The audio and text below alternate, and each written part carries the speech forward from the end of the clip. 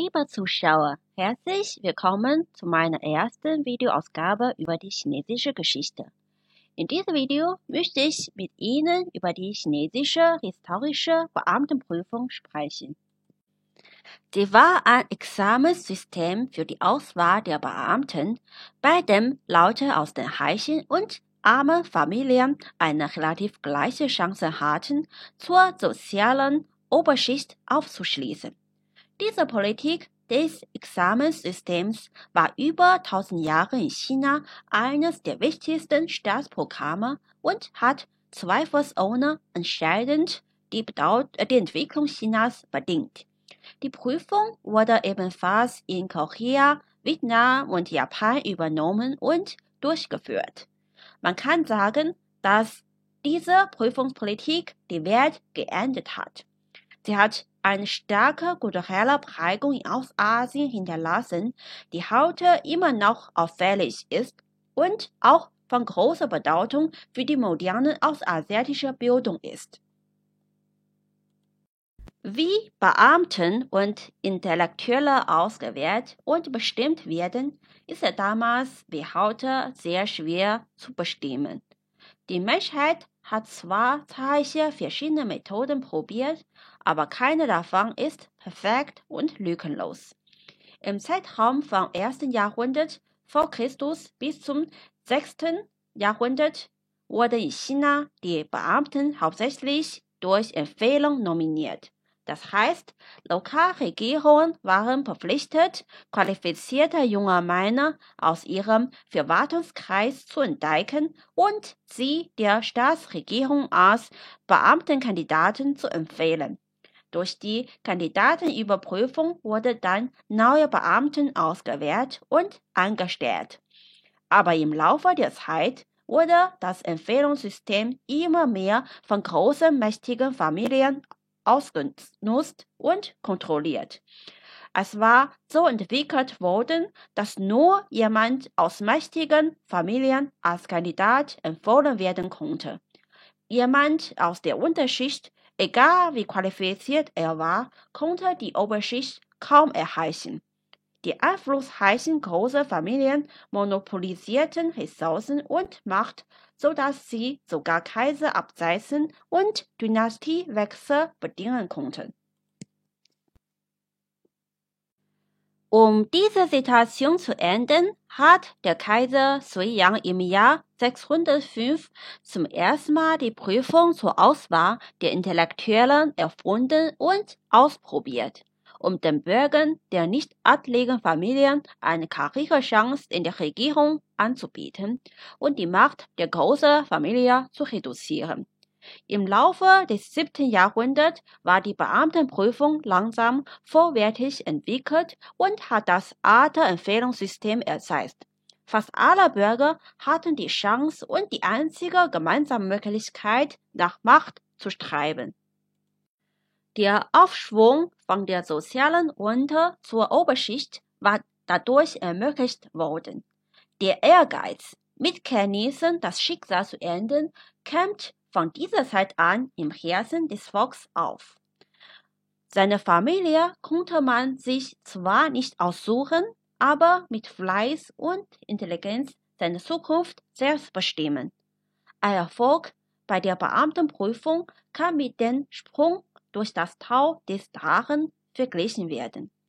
Es war wie die Wesenänderung, sich vom Fisch in einen Drachen zu verwandeln.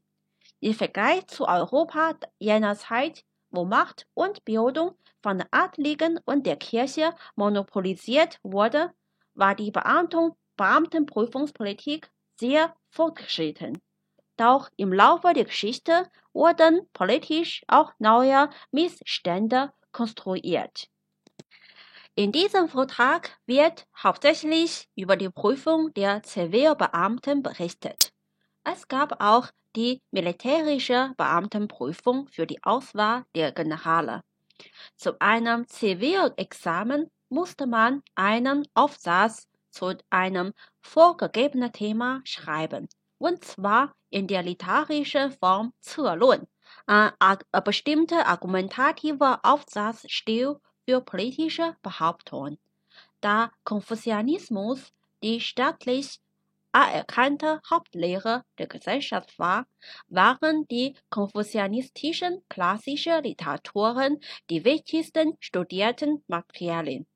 Vor dem 10. Jahrhundert war der Prüfungsinhalt relativ flexibel und kreativ, aber im Laufe der Entwicklung reduzierte sich die Kreativität kontinuierlich. Im 15. Jahrhundert wurde der Prüfungsinhalt und die literarische Form erheblich reformiert. Die Themen mussten aus den konfuzianistischen klassischen Literaturen stammen und die Prüfungsteilnehmer mussten Argumente vorbringen, dass sich diese in den Büchern wiederfinden lassen und der Wertvorstellung der Regierung entsprachen. Der Vorteil davon war, dass die Prüfer mit einem relativ objektiven, standardisierten Kriterium die Aufsätze bewerten konnten. Die Standardlösungen aus solchen Büchern führt aber dazu, dass man für die Prüfung hauptsächlich auswendig lernen musste und sich nur auf ganz bestimmte Bücher zu konzentrieren brauchte. Man musste Aufsätze in der Form Baguo formulieren, ein sehr stark reglementierter Essaystil. Dies führte dazu, dass sich die Gelehrten manchmal mehr Mühe um die Form des Aufsatzes machen mussten, als um den Inhalt. Durch diese Reformierung hat es die Regierung geschafft, die Gedanken des Volkes effektiver zu kontrollieren. China war riesig und die Beamtenprüfung musste stufenweise durch mehrere Examiner durchgeführt werden. Das konkrete Prüfungssystem unterschied sich in jeder Dynastie. Ich nehme das System in der Ming- und Qing-Dynastien zwischen dem 14. und 19. Jahrhundert als Beispiel. Die Beamtenprüfung umfasst die von den Lokalregierungen geleiteten Vorwahlrunden und die staatliche Beamtenprüfung. Die Leute, die 3 Vorwahlrunden in ihrer Heimat bestanden hatten, bekamen den Titel Xiucai und die Erlaubnis für die Ablegung der staatlichen Beamtenprüfung. Die staatliche Beamtenprüfung fand alle 3 Jahre statt und beinhaltete 3 Runden.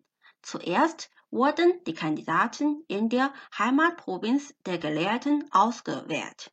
Die Regierung bestimmte nach der Bevölkerung und der regionalen Gerechtigkeit, wie viele neue Beamtenkandidaten jede Provinz haben sollte und schickte ermächtigte Beamten in die Provinzhauptstädte, um das Provinzexamen zu leiten.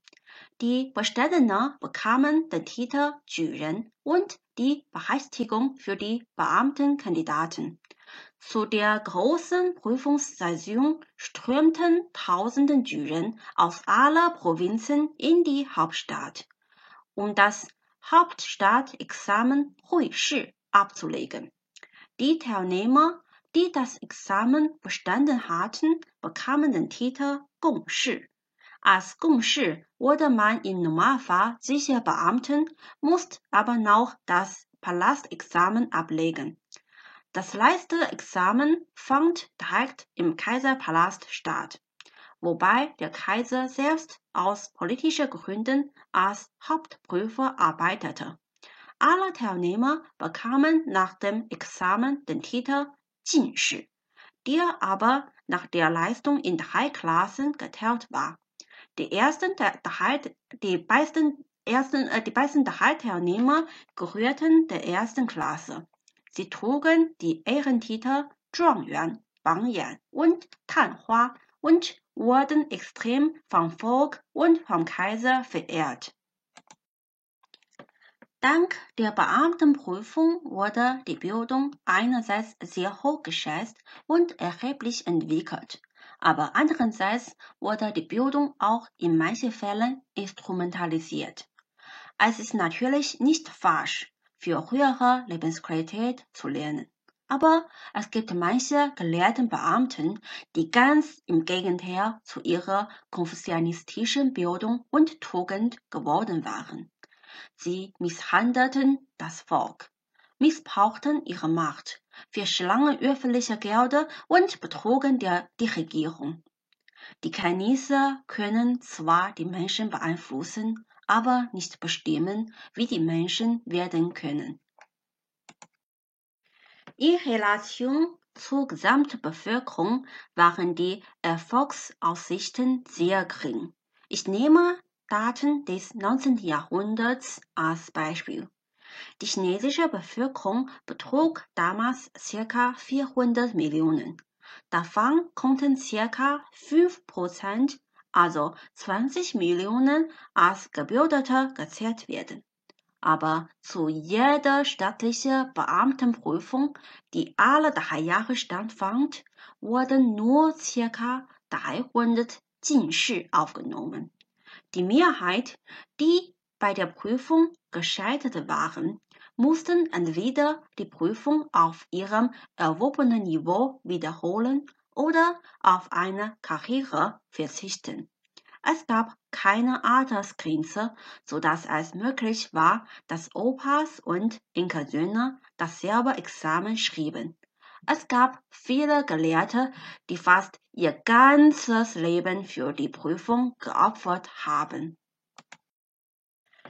Manche Gescheiterten wurden berühmte Schriftsteller. Dazu gehörten Wu Jingzi, der die inoffizielle Geschichte des Gelehrtenwats, ein satirischer Roman im Jahr 1749 veröffentlichte. In diesem Roman kritisierte er anhand des Schicksals von Dutzenden erfolgreichen und erfolglosen Gelehrten das Examenssystem. Ein 50-jähriger Gelehrter namens Fan Jin zum Beispiel war vor riesiger Freude verrückt geworden, als er Juren geworden war, also das Provinzexamen bestanden hat. Und sein Schwiegervater, der ihn vorher missachtete und beleidigte, fing rasch an, sich bei ihm anzuschmeicheln. Schaffte man es auf die Examensliste jener Leute, die aufgenommen werden, machte dies einen Unterschied zwischen Himmel und Erde. Im 19. und 20. Jahrhundert konnte die traditionelle Beamtenprüfung nicht mehr genug gewünschten wissenschaftliche Intellektuelle für die Gesellschaftsentwicklung beitragen. Im Jahr 1905 gab die Kaiserin-Witwe Cixi die Abschaffung der Beamtenprüfung offiziell bekannt. Trotzdem ist das Prüfungssystem im Grunde nicht komplett verschwunden. Die heutige Hochschulaufnahme- und Bürokratenprüfung hat viel von der traditionellen Beamtenprüfung geerbt. Das Bewusstsein, durch Kenntnisse das Schicksal zu ändern oder anders gesagt, dass das Prüfungsergebnis die Zukunft entscheidet, ist immer noch existent. Aufgrund der Tatsache, dass die Gesamtbevölkerung zu riesig ist und es aber zu wenige gute Hochschulen gibt, ist die staatliche Hochschulaufnahmeprüfung immer noch das geeignetste Mittel. Aber es sollte vermieden werden, dass Noten an sich vergütet werden. Die Bildungsziele sollten über die Prüfungsleistung weit hinausgehen. Vielen Dank für Ihre Aufmerksamkeit. Wenn das Video Ihnen gefallen hat, schenken Sie mir bitte einen Daumen nach oben und teilen Sie es mit Ihren Freunden. Bis nächstes Mal. 再见